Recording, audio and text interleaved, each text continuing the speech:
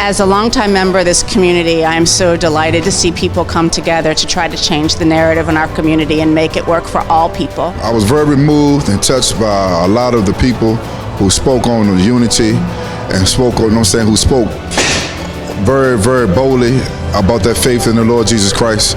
So it was very encouraging to me. Wonderful, wonderful celebration, and Laura Hill and everything that she does in the community, we should be forever grateful.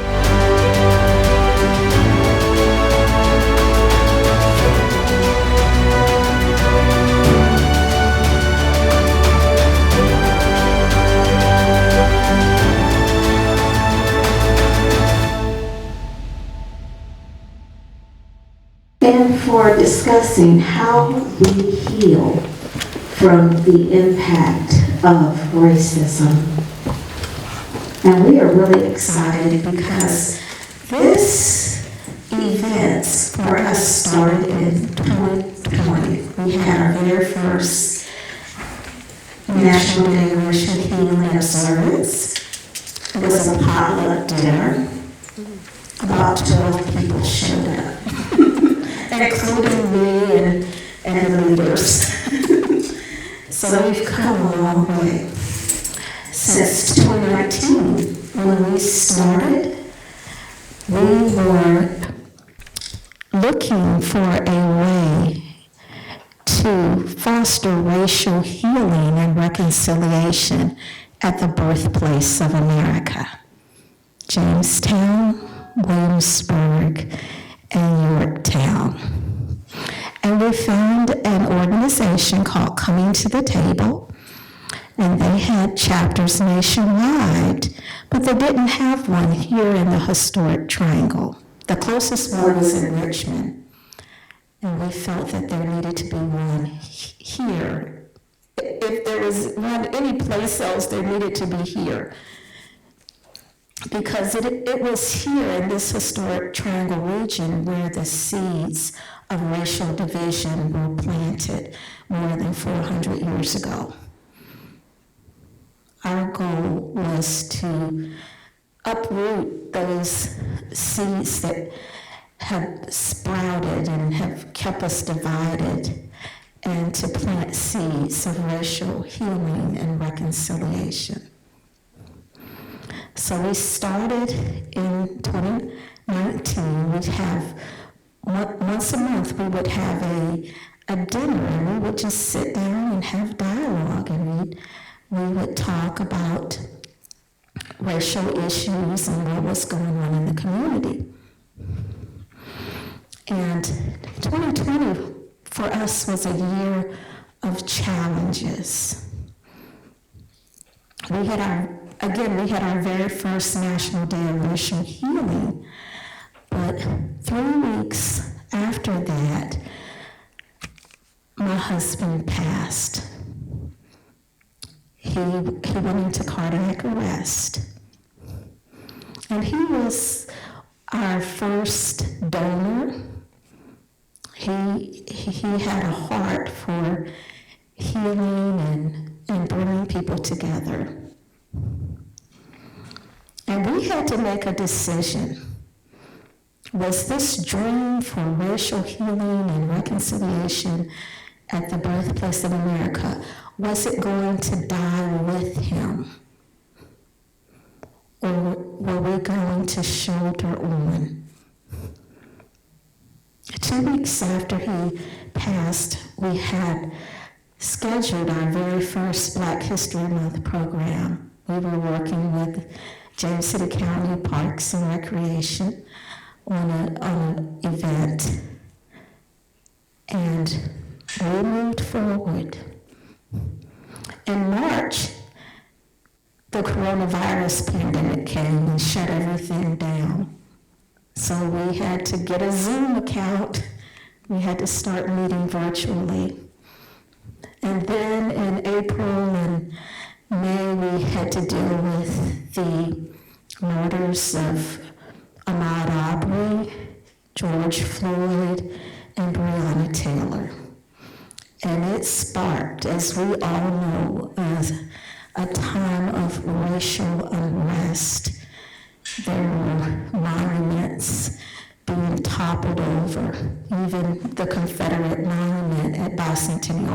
rock in Williamsburg came down. And we shouldered on. And in 2020, the fall of 2020, we decided that we were going to have a rally. But this was a different type of rally. We invited community leaders to come out and to share what they were doing to foster racial healing, racial equity. What were they doing to address the racial unrest in the community? And I'm really excited to see some familiar faces that were here with us back in 2020 who spoke at that event. Reverend Fred Wiggin was one of the faith leaders that spoke. Jackie Williams of the Village Initiative, she came out and she spoke. But what was really exciting was not who was behind the microphone, but who was in the audience. You see, in the audience was Vice Mayor Pat Dent, and he's here tonight. And shortly after that event, I was invited to come to a city council meeting where I met Mayor Doug Pons, who's also here tonight.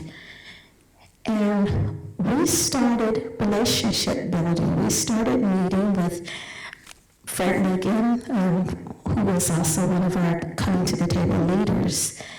And 9 months later, that led to a resolution for the first ever Williamsburg Truth and Reconciliation Committee.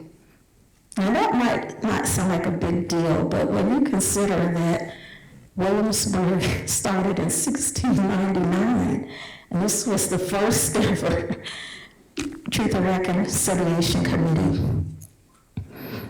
From there, in 2022, we sat down with the Virginia Gazette, with the editor, Kim O'Brien Root, who's also here today. Hi, Kim. See, we had a vision for expanding our table. And so I pitched an idea for a column called Building a Bigger Table that would be an opportunity to unite our community, but also to address some of the racial issues to help heal from the racial unrest. And then in 2023, we came back together. We celebrated our first in-person National Day of Racial Healing after having these events virtually. And we were very excited when Centera Regional Medical Center chose to come beside us and sponsor the event.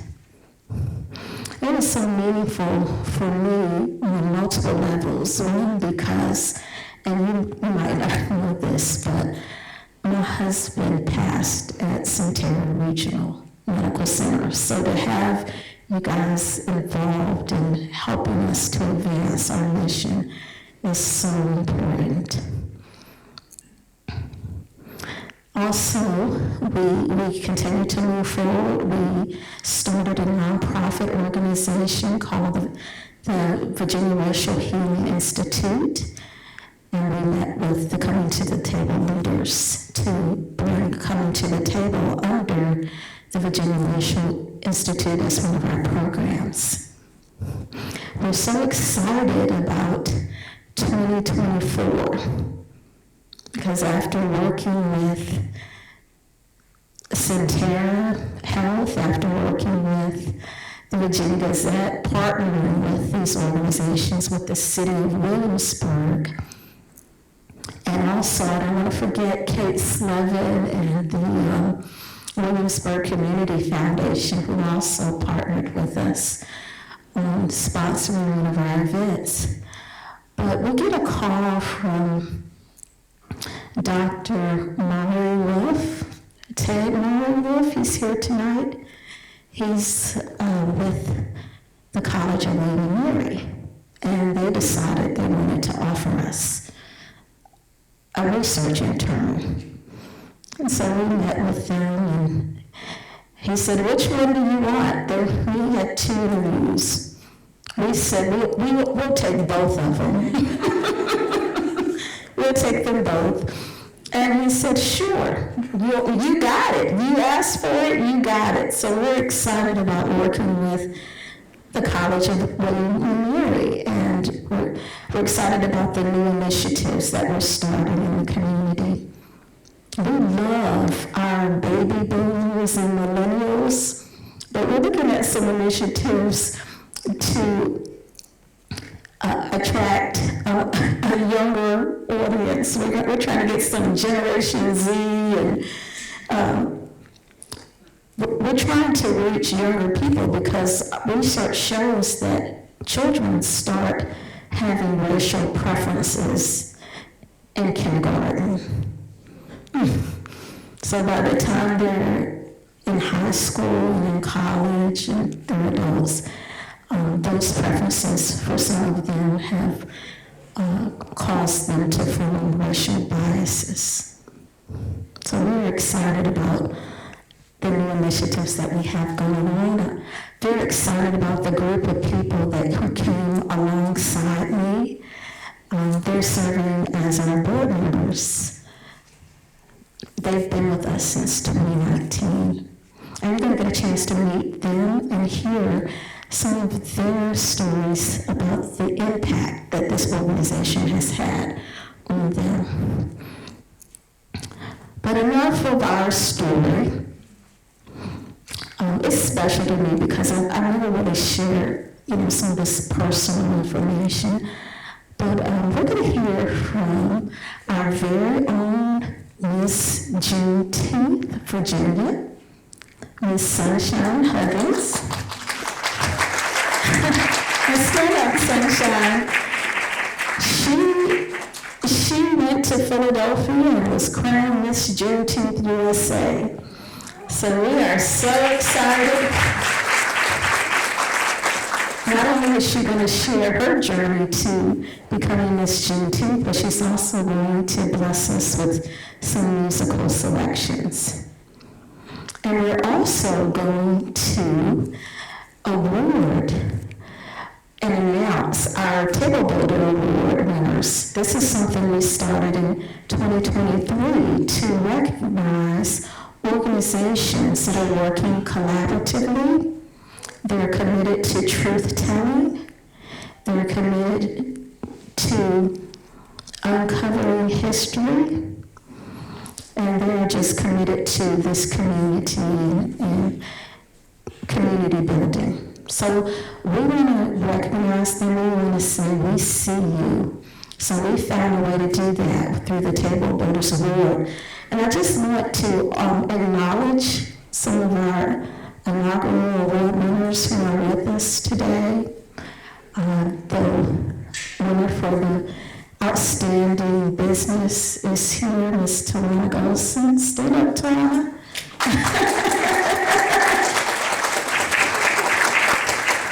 We weren't going to have that category initially, but she did such a beautiful job. Her and her husband are doing such a beautiful job. We created a category for them. Also, the most outstanding nonprofit award went to the Village Initiative. Stand up, Jackie.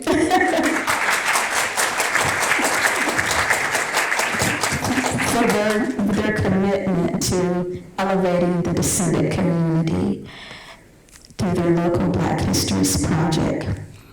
We also gave an award for faith-based organization, outstanding faith-based organization that went to the Freedom Lane Foundation and First Baptist Church. And then we had an award for,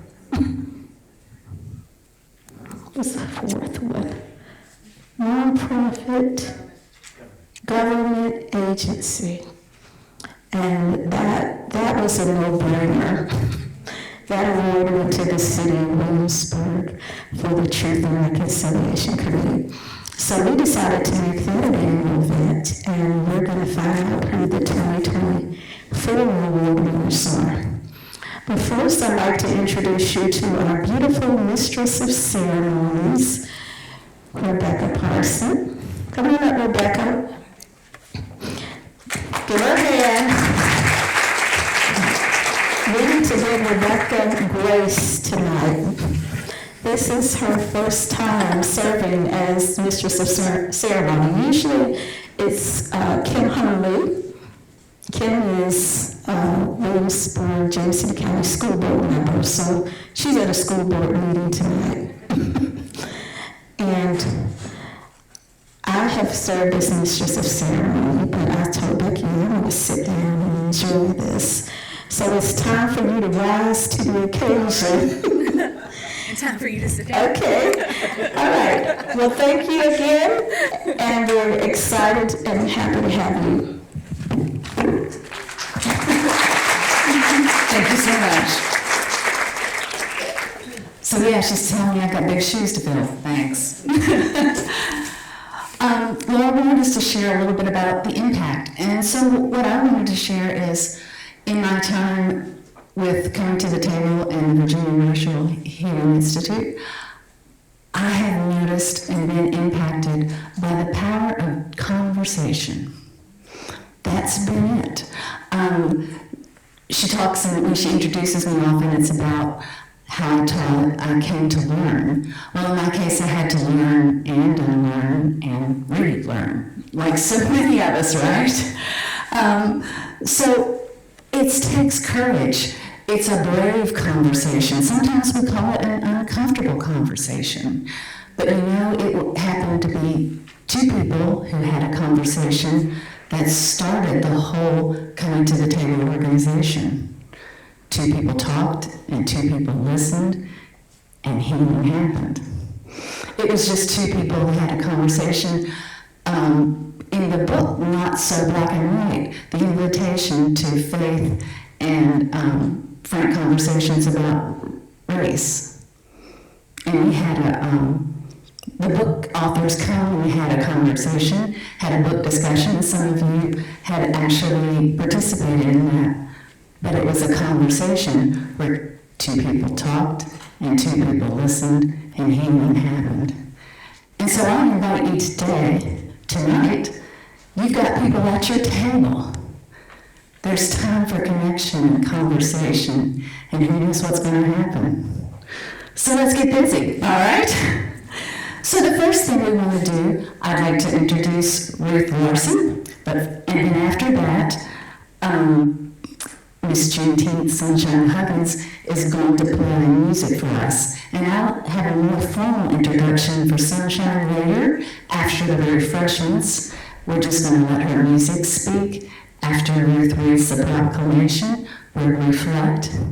And so if you would, Ruth, please come up. This is Ruth Larson, and she's the chair of the James City County Board of Supervisors. Thank you. First, let me acknowledge my friends in the city of Williamsburg for the work that they've already done, and it sounds like we need to do some catching up in James City. So I congratulate you on recognizing a true need and working towards that, and congratulations on your award. So now let me be completely honest. Today I either have a contact stuck in my eye or it popped out at some point. So, and it's the one I used to read close up. So, if I mess up, please forgive me, because this is going to be interesting, I can already see. There's a really big one back here. Well, that's theirs, and and that's another thing. Like Doug, I see him a lot. He could have told me that I needed to bring a poster size, but he didn't tell me that. So, thank you, Doug, for that. We'll wait till next year and see what James City does. We'll have that whole wall with a banner. So, it's all right. So, proclamation, National Day of Racial Healing. Whereas we understand that national, political, and social unrest in America has threatened the core of this great country's unity and democracy, and whereas we are committed to bridging the racial divide in our community and country, and to overcome forces that work to further divide us, And whereas racial healing is as vital and crucial commitment to the education, social, mental, and overall well-being of citizens, especially those who have been historically marginalized and disenfranchised.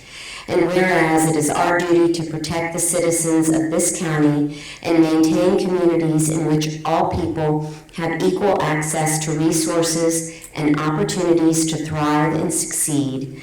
And whereas we must all work earnestly to heal from racial wounds of the past, from slavery and the many forms of racism that slavery spawned.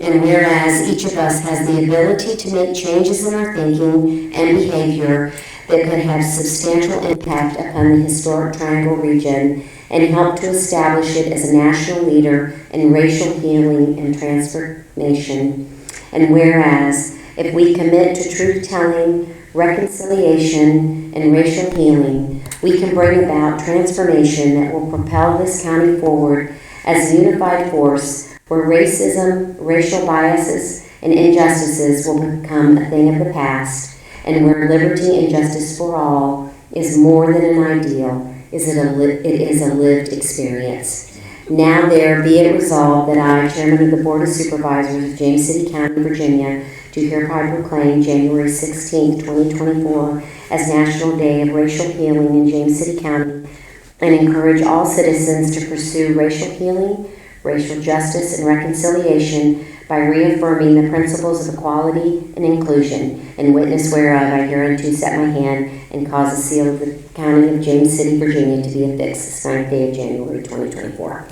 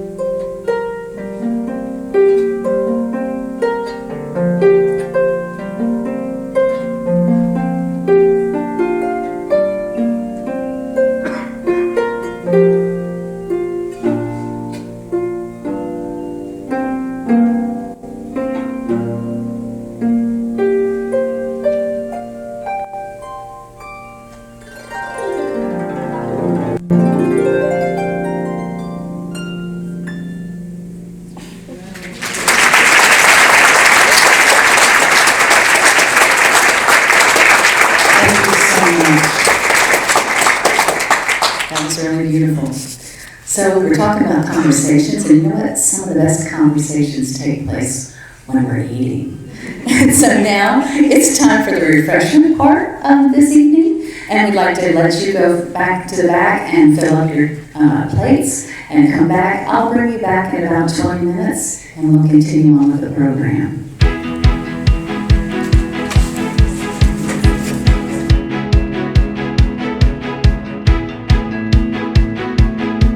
Hi, I'm Doug Pons, Mayor of Williamsburg.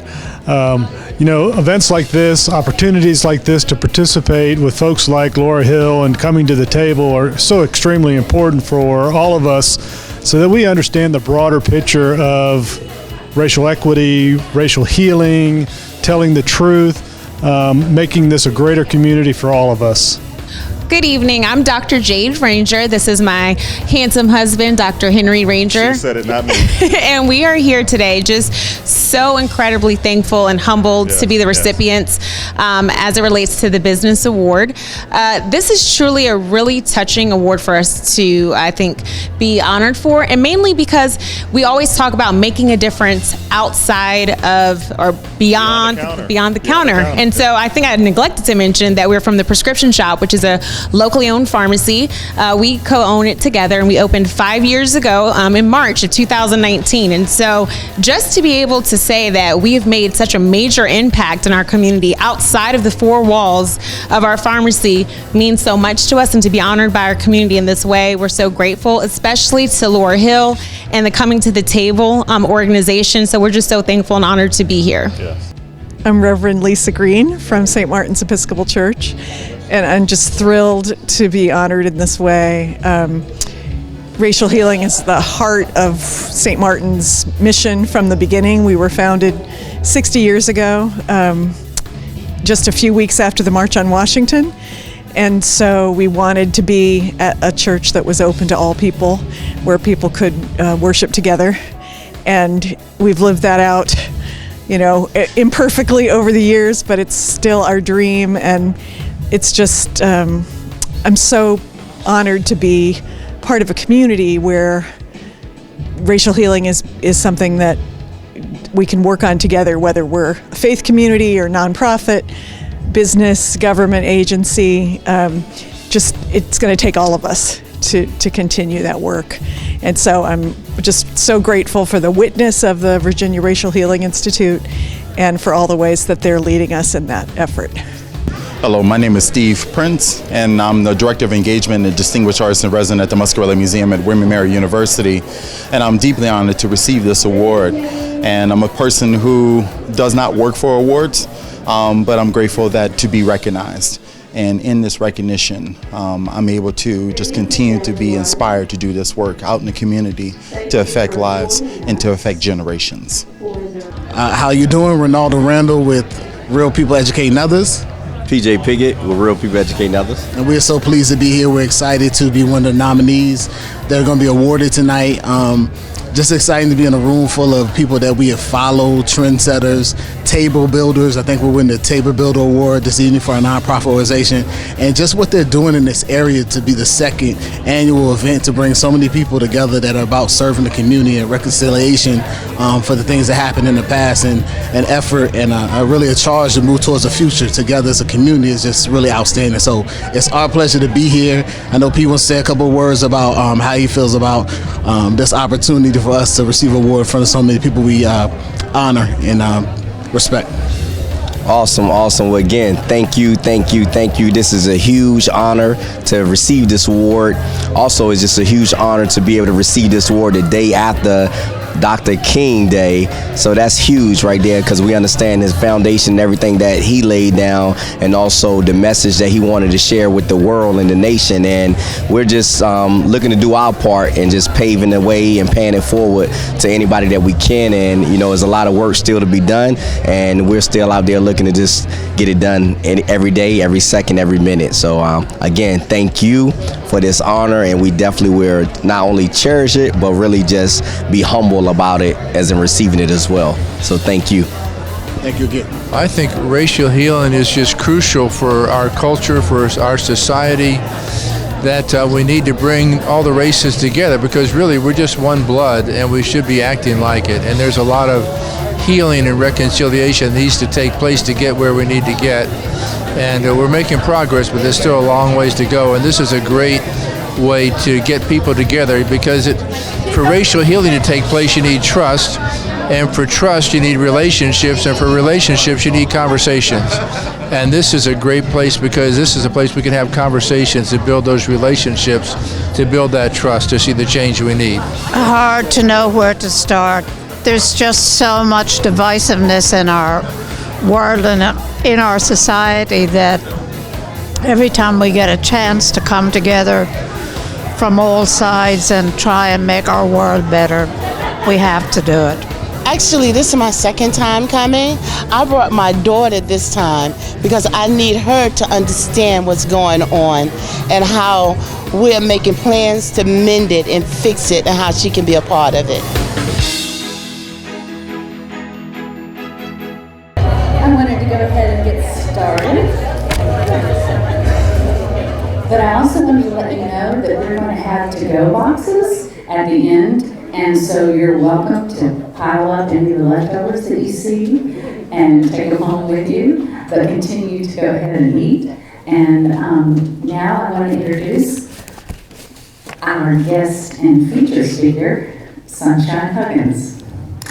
Sunshine began teaching herself the harp when she was 11 years old. Now, you guys, she's 17, is that right? I didn't have a bio when I was 17. My bio still doesn't look like this. It's very impressive and inspirational. She played her harp to soothe tensions among those suffering from depression during COVID-19. She's on a mission to reach young people and to become a beacon of hope as she educates, elevates, and empowers others. In her day job, Sunshine is an honor roll student and senior at Smithfield High School. Her extracurricular activities include being the drum major of the Smithfield High School band. She plans on furthering her career at 17, okay? At Norfolk State University to pursue a major in music therapy while simultaneously certifying as a surgical technician. Sunshine is the inaugural Miss Juneteenth Virginia Queen and is the reigning national Miss Juneteenth.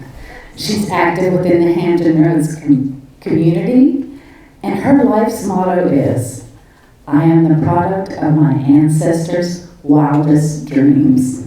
We are honored to have you here to share more of your story with us and another beautiful selection.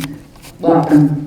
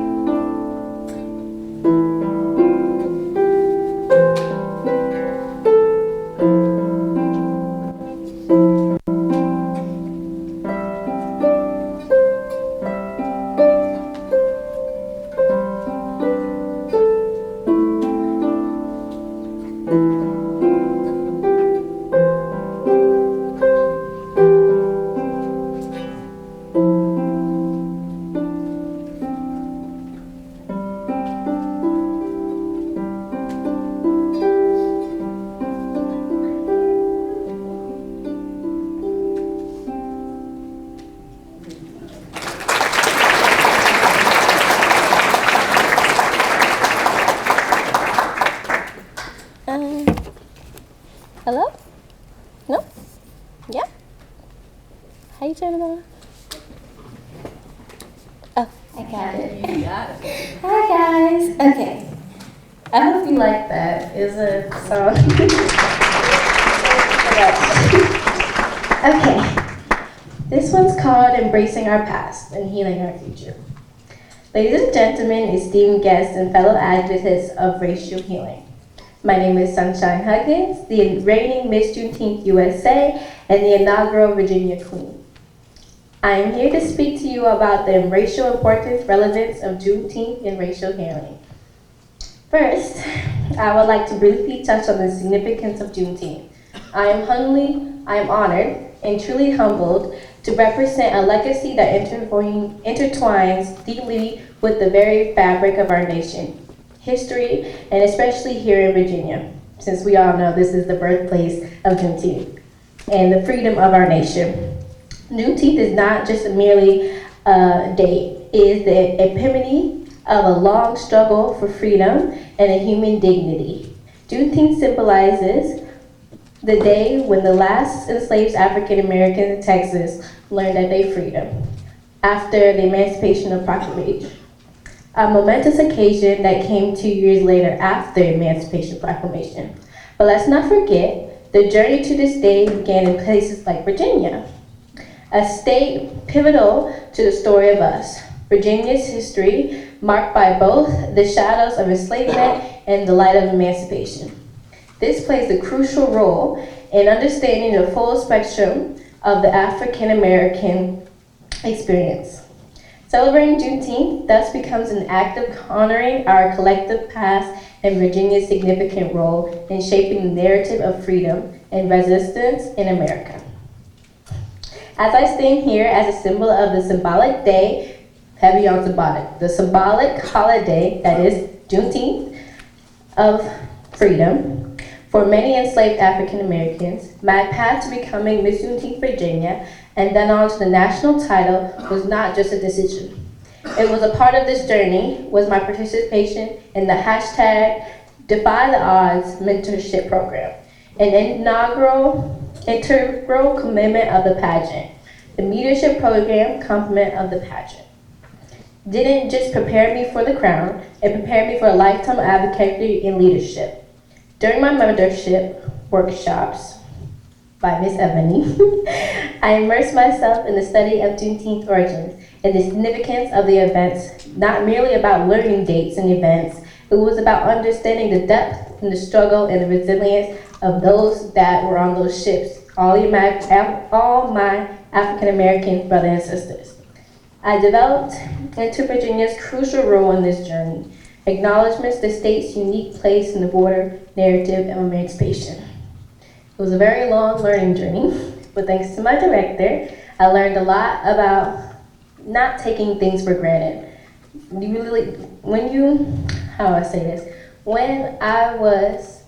Before this journey, I realized I took a lot for granted.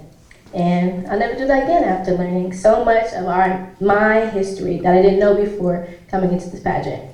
This learning journey took me beyond books and classrooms. I visited historical sites across Virginia, each site a chapter in the story of our ancestors.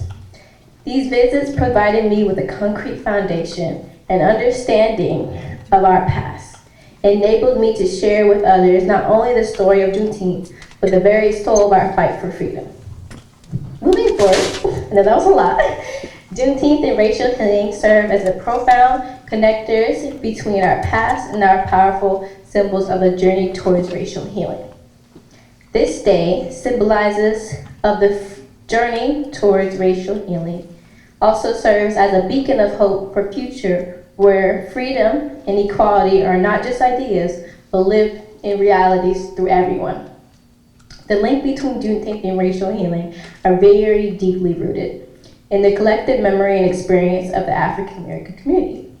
It's a day that honors the struggles and sacrifices of our ancestors, and it serves as a reminder of the resilience and strength that have been passed down through generations. It has many sincere hope that we continue to be encouraged to look inward, to confront the bias and prejudice that still exists within our society, and to be taking digital steps towards disseminate them. Racial healing calls on all of us to engage in honest and open dialogues about race, to listen to and learn about each other's experiences, and to build a society where every individual is respected and valued to who they are. It reminds us that while we have come a long way, the journey is far from over, and we will continue to work hard to get to our goal. Furthermore, this day acts as a catalyst for conversations about race, justice, and fairness for all Americans. It provides a context for understanding the present-day challenges within the framework of our past. While commemorating the Racial Day of Healing, we commit ourselves to the healing and involves acknowledgement the trauma of the past, addressing the systematic barriers that still exist. Juneteenth and the Racial Day of Healing are more than historical milestones. They both serve as symbols of hope and a call of action.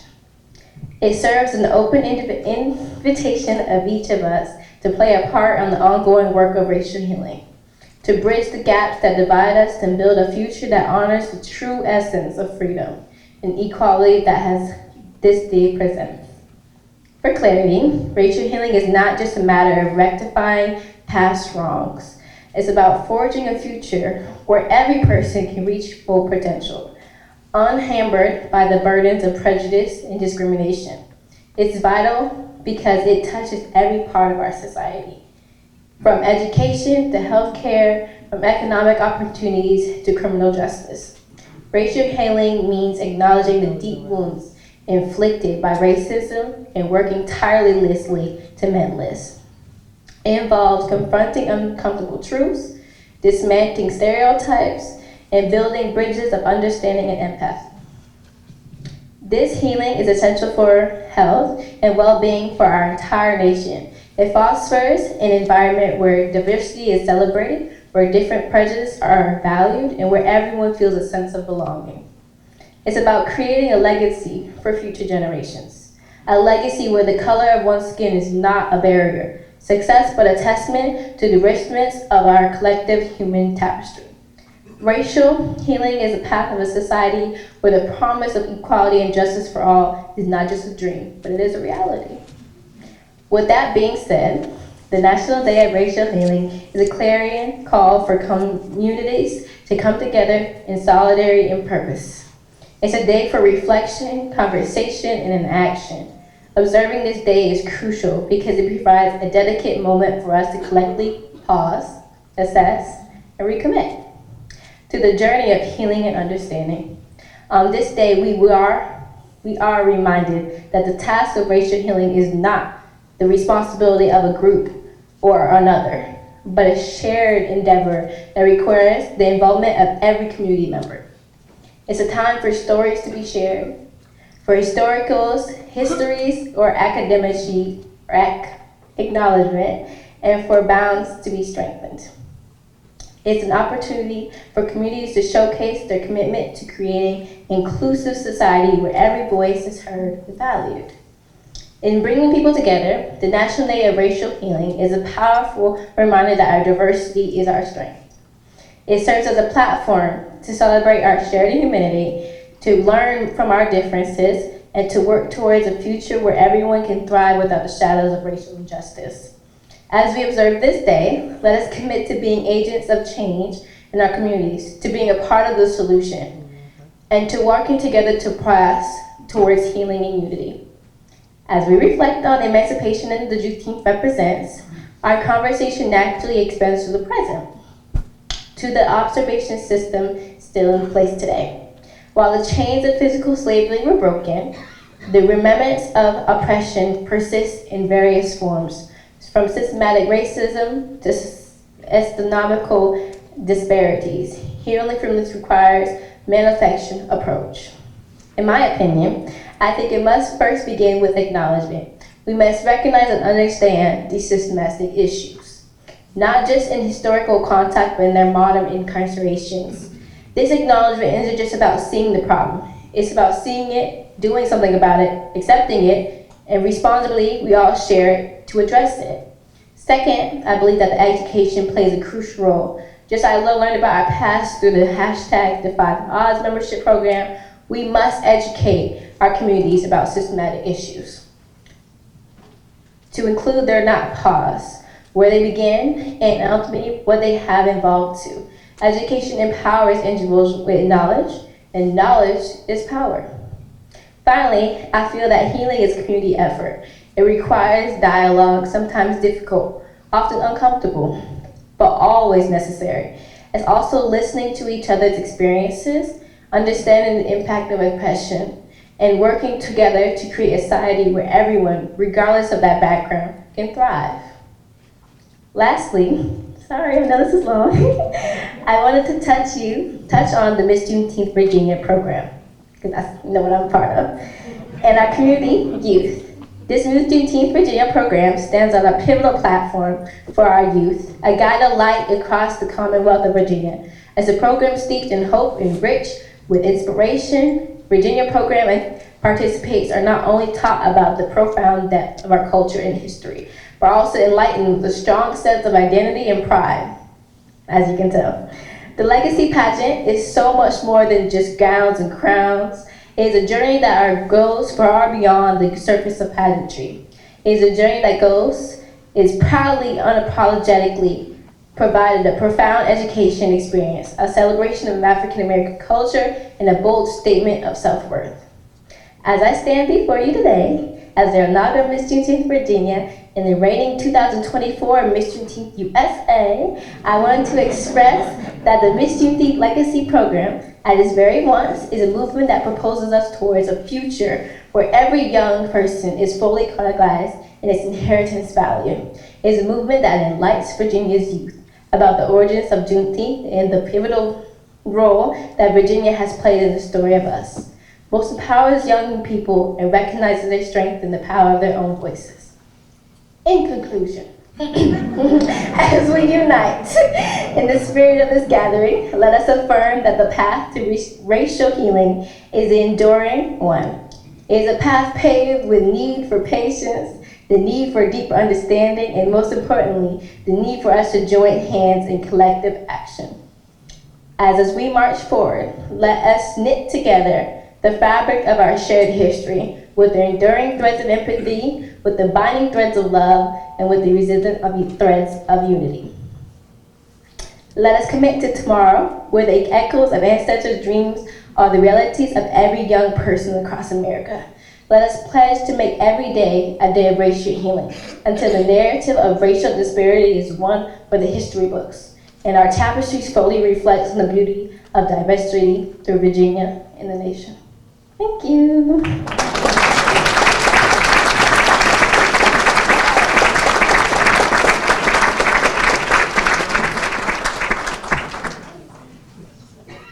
That was wonderful. We wanted to reach the younger people. I think it's happening. Yes. What have we been doing with our lives? That's amazing. I don't know how more succinctly and more beautiful to hear those words. And now we're moving into the table builders part, the awards coming forward. And we have two presenters. It's going to be Deveria Gore and Bill Sizemore, are both our board members of the Virginia Racial Healing Institute. Oh, one more thing. We do want to take pictures to the left with the award winners after each award. Thank you. Thank you. Good evening, everybody. I want to take just one moment to say, Miss Juneteenth, the sun is really shining on the future, and thank you for sharing tonight. That was so beautiful. Well, tonight we're going to be presenting 5 awards. The categories are the Outstanding Nonprofit, the Outstanding Government Agency, the Outstanding Faith-Based Organization, Outstanding Business, and Outstanding Educator. And with that, I'd like to present award number 1.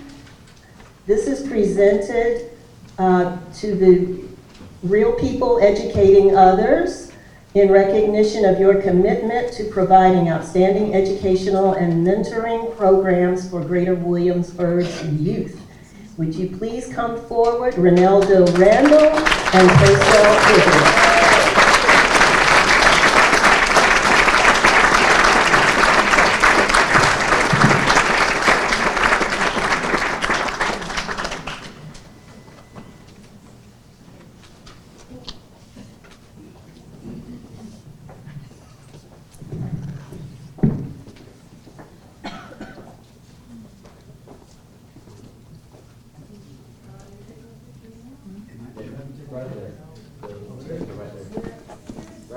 All four?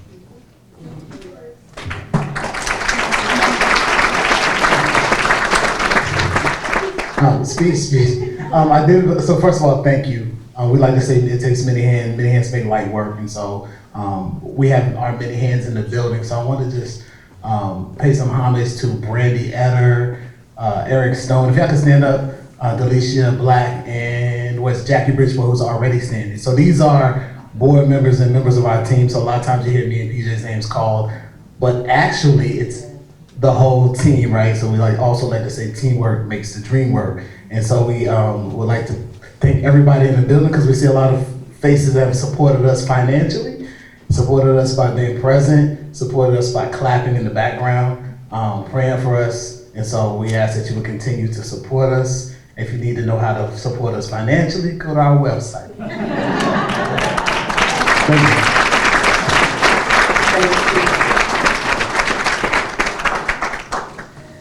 Now, it's my pleasure to present the award for Outstanding Government Agency.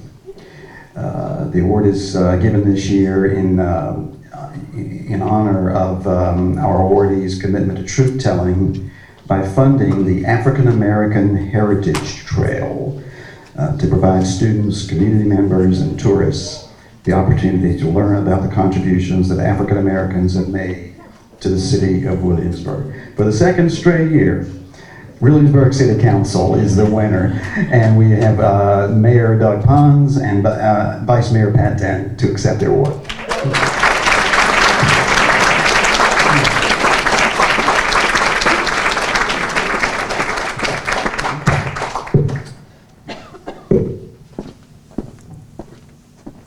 Congratulations.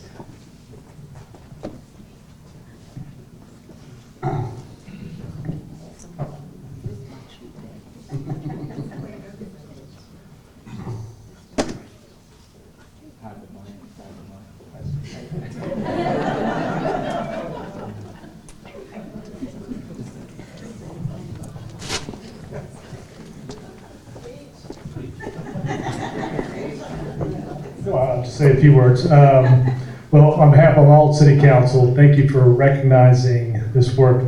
We are truly honored. But moreover, we're honored to be part of a community that sees the value in truth and reconciliation and bringing everyone to the table. And I want to congratulate you all for all the hard work that you've done to get us to this point. I remember meeting with Pastor Liggins and Laura Hill and Pat sitting on the streets of Duke of Gloucester, just getting to understand this conversation a whole lot better. And I know for one, I'm better for it. So, Pat, you want to say anything? Thank you. Thank you for the award, but most of all, as the mayor's indicated, for all the work that's being done, and we're happy and excited to be a part of that work. And for me, it was a really special experience to be council's liaison to our Truth and Reconciliation Committee. I've learned so much along this journey, and there's still a lot to learn, but as the mayor mentioned, Laura and Pastor Ligon meeting on Duke and Gloucester Street and really enlightening me. So it's been a great journey, and we look forward to continuing the relationship. Thank you.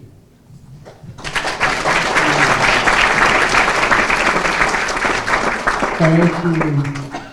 Our next award is going to a faith-based organization in recognition of their commitment to work collaboratively with the community and faith organizations towards racial healing. I'd like to have Reverend Lisa Green from St. Martin's Episcopal Church to come forward. Let's give her a hand.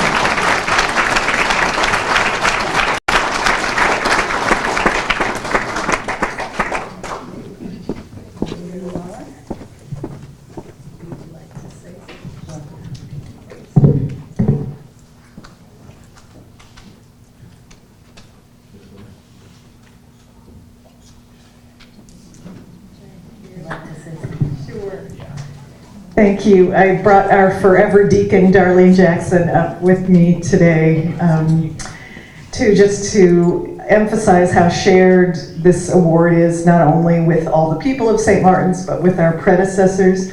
I want to thank our founders who really put racial healing in the center of their mission from the beginning.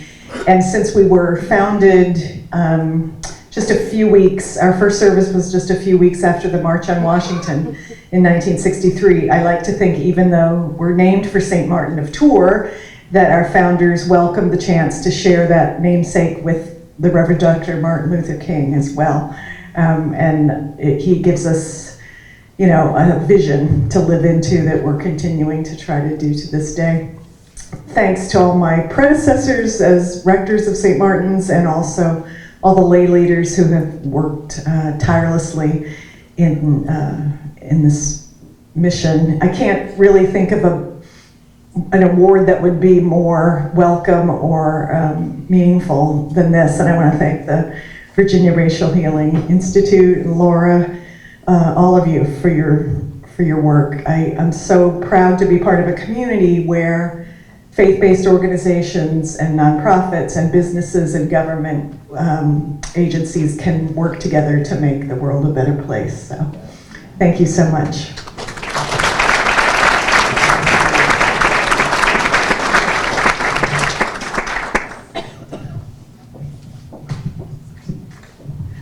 Next is the award for Outstanding Business.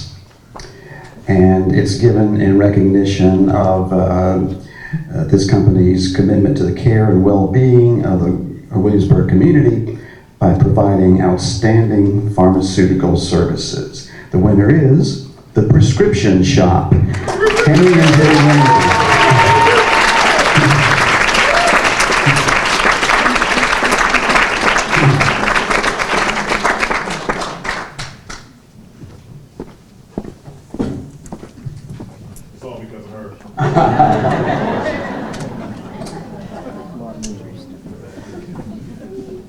Congratulations.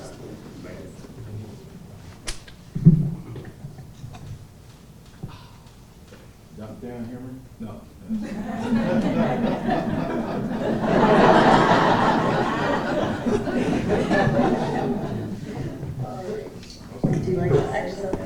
I will say something, actually. Good evening, everyone. First of all, thank you so much, Laura. We appreciate this acknowledgement. And I can't tell you all really how much it means, especially because almost 5 years ago, when Henry pulled me along this journey, kicking and screaming, one of the main concerns that I truly had was, will Williamsburg, a predominantly white community, accept a young Black entrepreneurial couple that is not from here, has no roots in this community, from a HBCU? And so that was a real concern that I had, outside of it being a major financial risk and us having a young family. And so to see the way that this community has totally embraced us and our family and cheered us on and rallied around us and prayed for us and spread the word to their bridge buddy and their church member and their pickleball team or whatever, like, we're just so incredibly thankful and humbled. And so we thank everyone who's here in our community overall. So thank you again.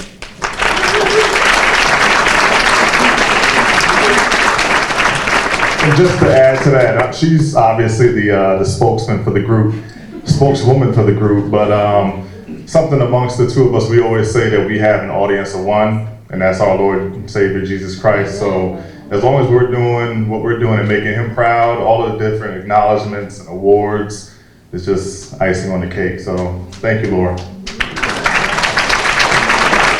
Amen and amen again. Yes. So our final award for the evening is to an outstanding educator. I'm happy to be presenting this. I'm a retired educator myself. But this is in recognition of your commitment to social justice, art, and education as demonstrated through the Community Quilt Project. I'd like for Steve Prince to come up. Come on up.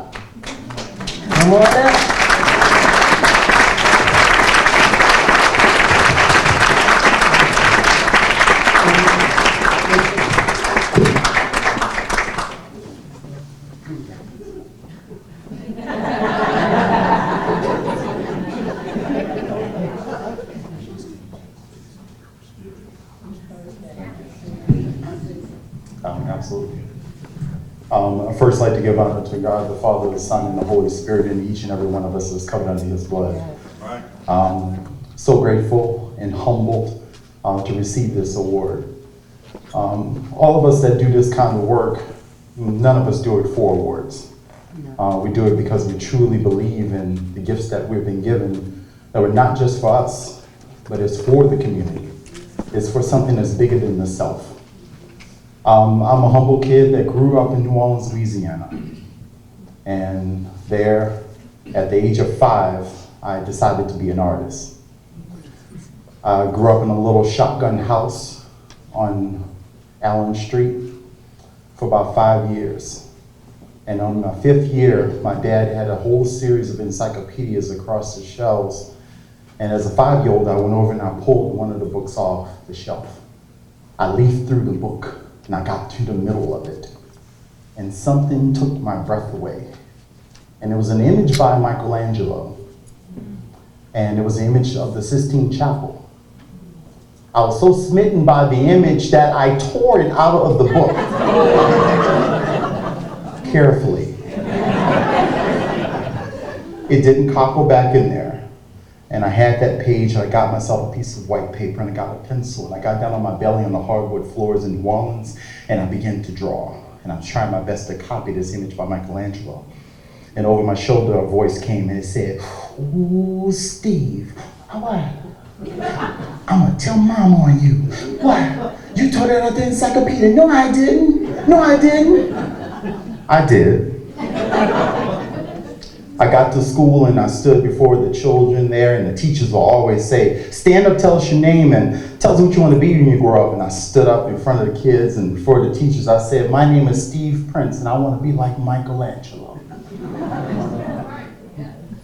Fast forward, I'm here in this community, working at William and Mary University. I created a project 2 years ago called the Communal Quilt Project.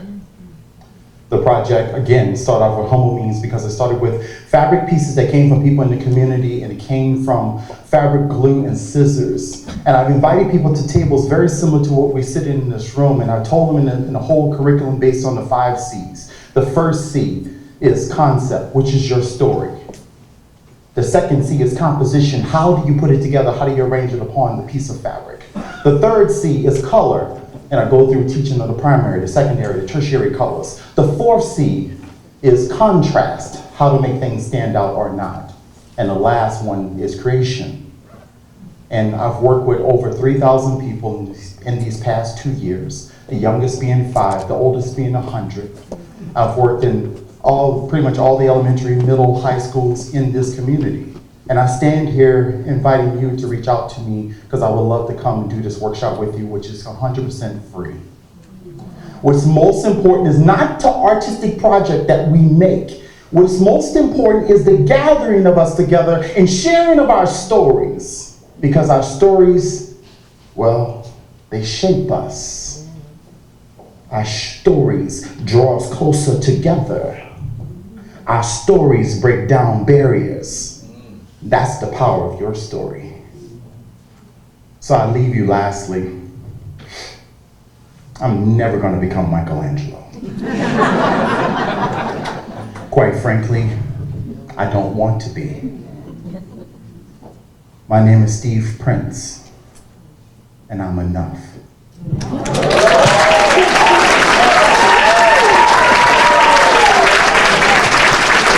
Amen. All right. Congratulations. We'll have Becky to come back. Yeah. That was a powerful speech. Yes. Thank you so much. Wow. Very inspirational. And now, as an inspirational kind of closing, Pastor Fred Ligon's going to lead us in a candlelight service.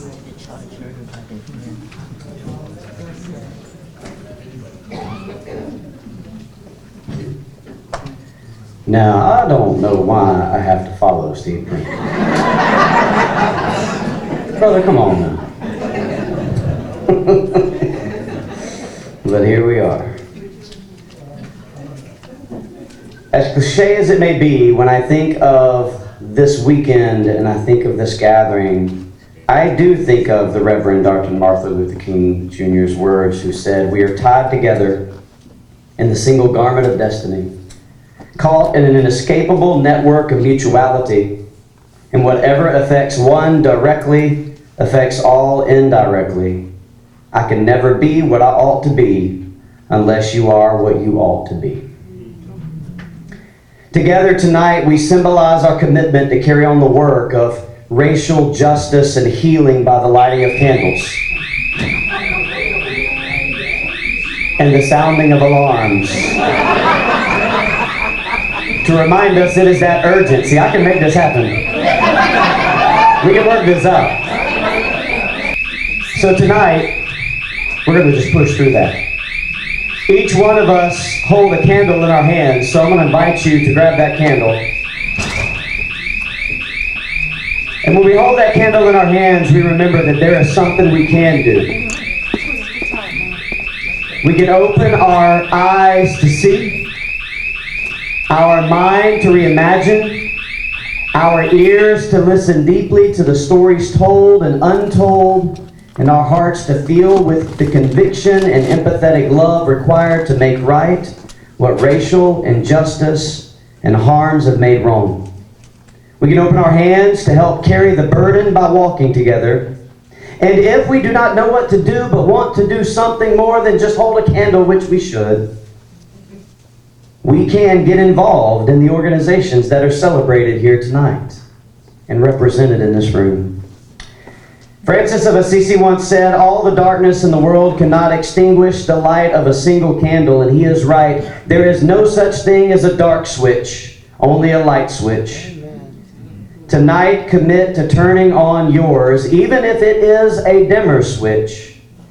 If you came with your light shining bright, then share that light with us. The brighter the light, the more that will be revealed, the better we will all see the path to healing. The wounds revealed by the light will begin to heal. The pain revealed by the light will move toward peace. The trauma revealed by the light can transform into triumph. But it will take all of us together. Like Dr. King said, "I can never be what I ought to be unless you are what you ought to be." A community that takes racial justice and healing seriously is committed to doing the hard work of drawing close to the other, despite fear and vulnerability. They will resist the urge to sidestep the disruption change requires.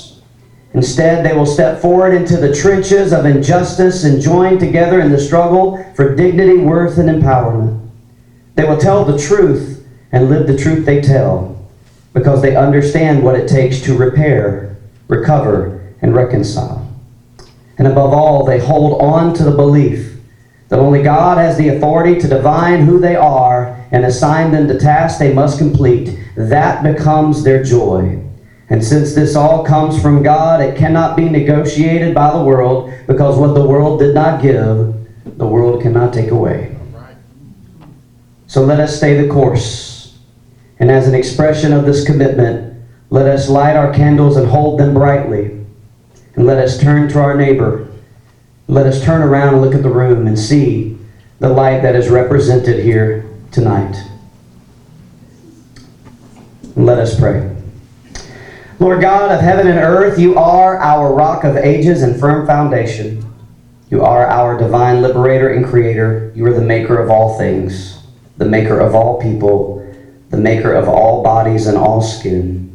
You are the maker of all hearts and all minds, the maker of our souls. Only you, our divine maker, can remake us. Only you can remake what has been broken and make possible what at times feels impossible. Only you can liberate the consciousness, our hearts, our bodies, our society, our city, and this nation. As our maker, continue to remake us. We thank you for the way you are remaking us. Help each one of us to name our part in this story of racial hostility and injustice, and do what it takes to bring about the healing needed and necessary. Divine maker of us all, remake us. Convict us that there can be no reconciliation without a commitment to truth-telling that leads to a kind of repentance that awakens us to the kind of divine love that leads to actions of justice that repair and restore, like what we have witnessed here on individual levels today, where finally we will stand in solidarity and experience the peace, the human flourishing that you, our divine maker, want for all of us. And it is in that spirit we pray, in the name of the one who can liberate us all, Jesus the Lord. Amen. Amen.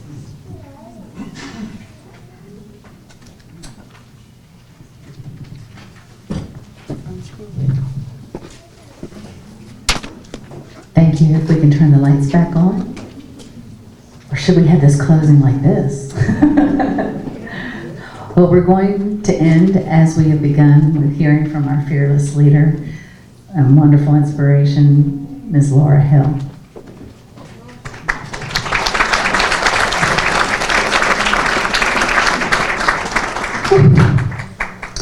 I am so full. My heart is so full.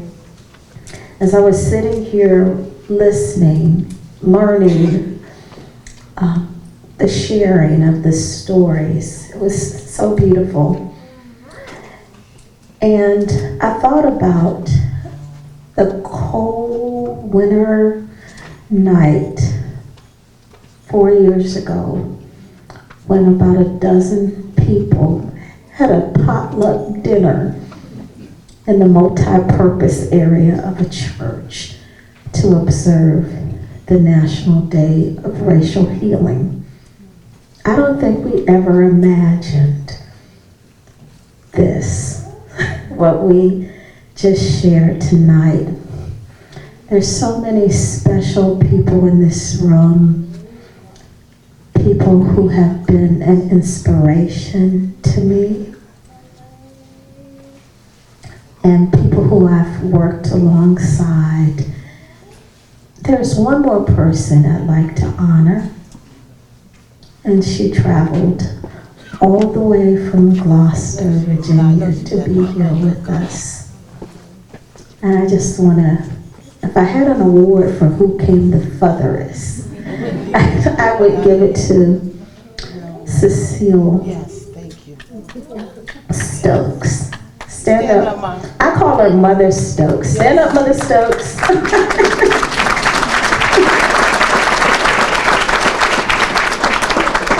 I was so happy to see her because I frankly, I wasn't sure if she'd make it with, the weather forecast. You had to come over the Coleman Bridge. In fact, I'm happy to see all of you because of, again, you braved the cold weather to come over and be with us. Miss Juneteenth Sunshine Huggins, and also Miss Ebony Seals, the president and CEO of Miss Juneteenth Virginia, came all the way from Smithfield. And, there are people here today who are from Virginia Beach. They came all the way across the Hampton Roads Bridge Tunnel to be with us tonight. So I just want to thank each and every one of you. And I'm so happy that we honored Steve Prince. I'm going to borrow some of his words. I love what you said. You said stories shape us, stories draw us together, and they also break down barriers. So I just want us to leave with that thought. Also, I want to thank, I want to say special thank you to Ruth Larson. I'm so excited to see you. I thought you were leaving early. I was at home on a Zoom meeting and someone knocked on the door. It was Ruth. She was out campaigning. And she was trying to get my vote. But actually, I met Ruth over 20 years ago at Clara Bird Baker Elementary School. And our kids were there and we were serving in the PTA. And that was about 20 years ago. Yeah. I don't know how old you were, Ruth. I was 9. She was 8.5. Okay. Our boys have made us mother-in-laws. I think your son just got married. New Year's Day. Okay, I've been a mother-in-law for 18 months now. So, but anyway, I just want to thank you all for coming out, sharing with us. It's just been an amazing time. I also, before you go, we don't want to keep you. We want to respect your time, but there are 2 more awards. Okay, I want to honor 2 more people. So I brought a couple of awards. I want to honor a man who, when he heard about coming to the Table Historic Triangle, he sent me an email and he said, I will do anything to help you. And I said, you did say anything. So over the past, 5 years, I've had him doing all kinds of things. But anyway, he did something so special for us when we started. He said, Laura, I'll do anything. He said, I'll be your fiscal sponsor. I will show you the ropes. And he has been incredible. He's been dependable. And he's been an inspiration. So I'm talking about none other than Reverend Fred Ligon, who we affectionately call him Pastor Bro. But his nonprofit, the nonprofit that he founded, is called 3E Restoration. And they help people who have been displaced and they're dealing with homelessness.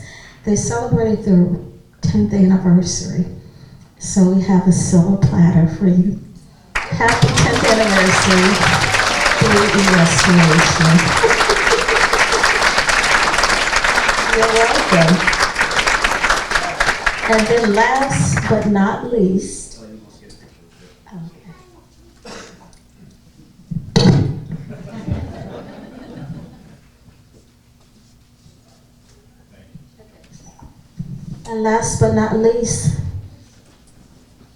one more award. Come on, Amber. And come on up, Centerra. All the people that are involved with making Centerra a great place. Come on up.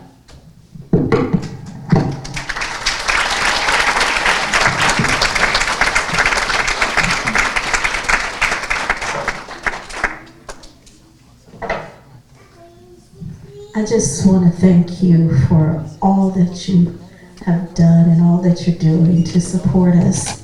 Now, we would have been just satisfied if they had sponsored our National Day of Racial Healing for 2023. That would have been enough. But earlier this year, I got a letter, an email saying, we're going to be your annual sponsor.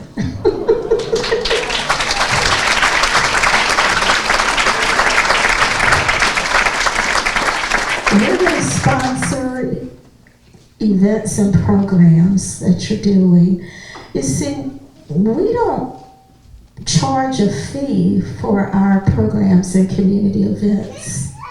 We don't want there to be any barriers that would stop someone from coming out and hearing words that could be life-changing. So we don't charge, but we do know there's a cost involved.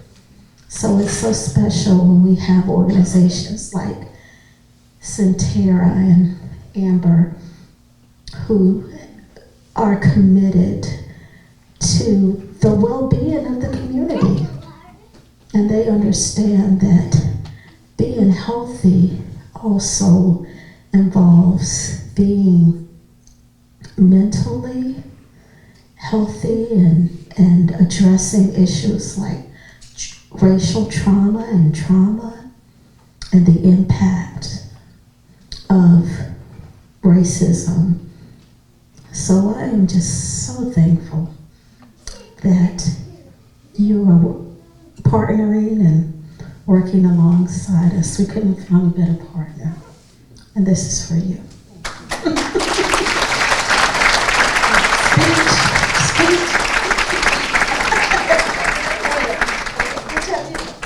You got a speech? Okay, great. Well, I know the sponsor speech. I didn't know I was getting an award, but yeah, we're close for that. Thank you. Thank you.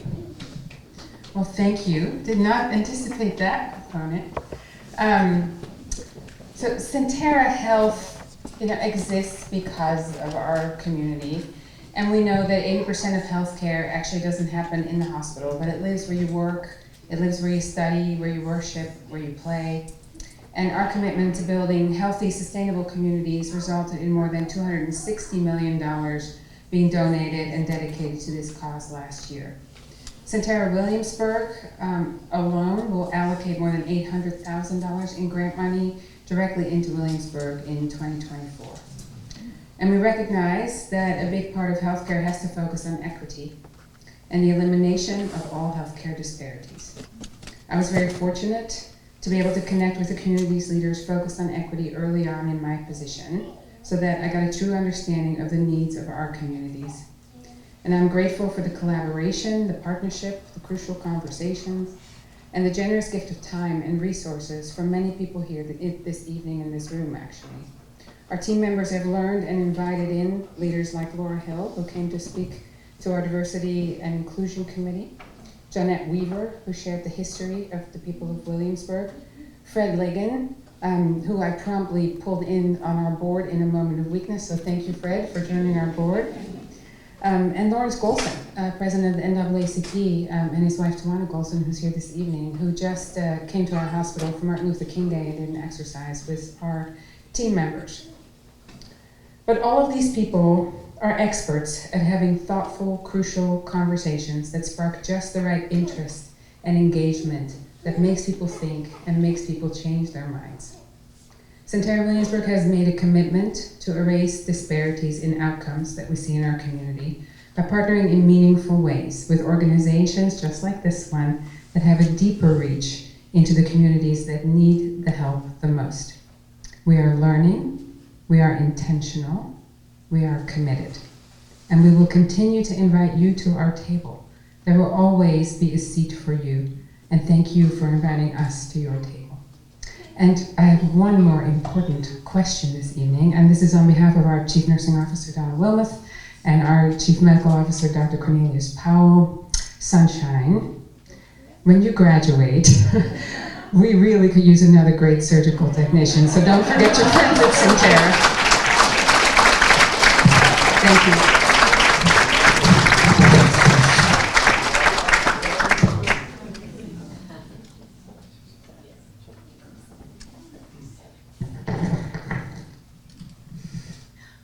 Concludes our evening, and it has been a joy seeing you here. So glad that you could come out. We'd like to ask you to pack a box to go. We have leftovers back there, and what a night. And this is just something, it's great to hear that it's going to be annual, and we look forward to seeing you. It's such a privilege to be a part of a Williamsburg James City County community that is so involved, that is so open, ready to learn, ready to talk, ready to heal. Thank you.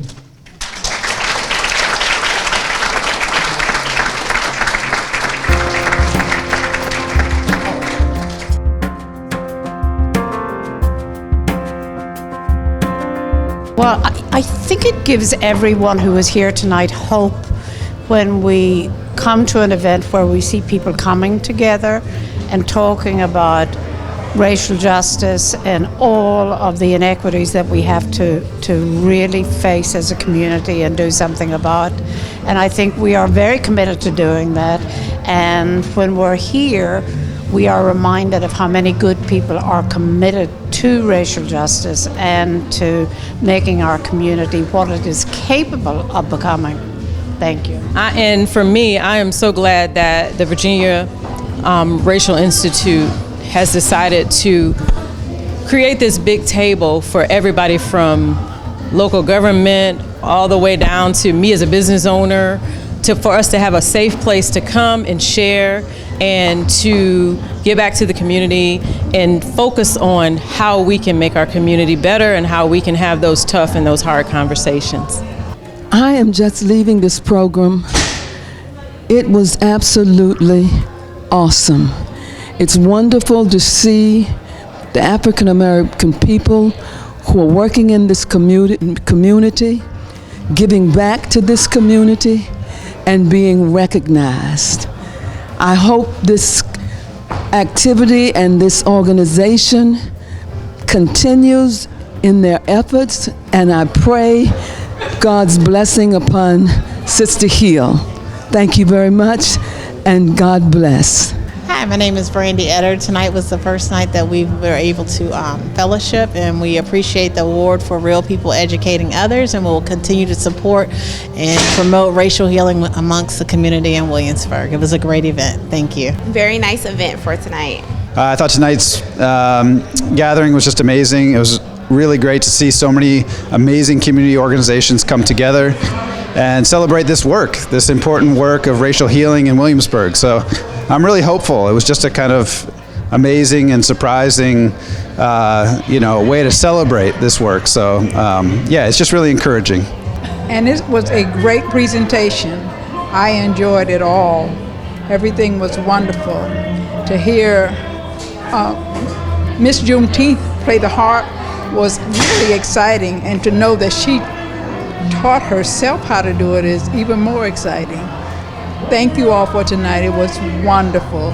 As a longtime member of this community, I am so delighted to see people come together to try to change the narrative in our community and make it work for all people. This was a wonderful program, and all of us are here for such a wonderful cause. And we just thank this agency for everything that they do for the community. Yeah, it was a wonderful program. I was very moved and touched by a lot of the people who spoke on the unity and who spoke very, very boldly about their faith in the Lord Jesus Christ. So it was very encouraging to me, and I plan to be here again next year. This was an awesome program, bringing the community together to a table and meeting people and moving forward to healing between all of us. It was an excellent, awesome program. We drove in from Virginia Beach when we heard about the racial healing event, and we have been very inspired. We're actually having a racial healing event in Virginia Beach in February 24th. We will be having an event, and we would love to have you guys come. Actually, I have the flyer right here.